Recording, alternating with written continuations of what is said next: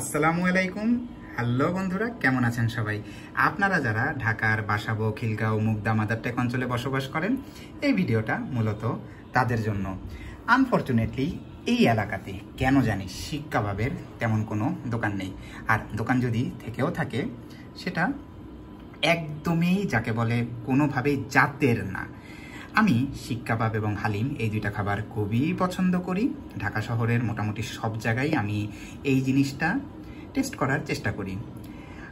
কারওয়ান বাজার থেকে শুরু করে বেশ কিছু হোটেল ধানমন্ডিতে আমার ভালো লাগে। আর খিলগাঁও তালতলার হিসাব আলাদা, সেটা তো আসলে ফুড জোন। এর বাইরে আমার বাসাবোর একটা দোকানের শিক কাবাব অসাধারণ লাগে।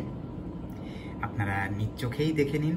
আমি নিয়মিতই চেষ্টা করি এই দোকান থেকে শিক কাবাব নেয়ার এবং বাসায় পার্সেল আনার, কারণ আমার আসলে বাসায় নিজের মতো করে জিনিসগুলা খেতে আমি শান্তি পাই। আর এই যে পাতলা নান রুটি, তবে এই দোকানের কাবাবের স্পেশালিটি একটু আরেকটা অন্য জায়গায় আছে। সেটা কি?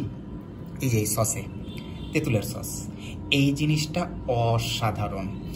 মানে আমি যদি দেখা গেছে যে 3টা নান রুটি কিনি, আমার 2টো নান রুটি এই আসলে সসটা দিয়েই খাওয়া হয়ে যায়।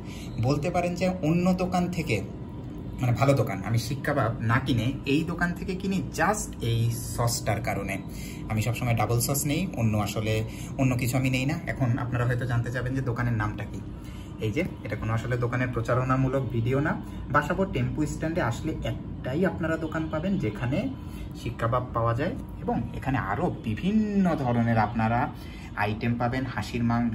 হাঁসের মাংসের আইটেম পাবেন, নেহারি পাবেন, এবং অন্যান্য আসলে যত ধরনের কাবাব আছে। তবে শিক কাবাবের জন্য দোকানটি স্পেশাল।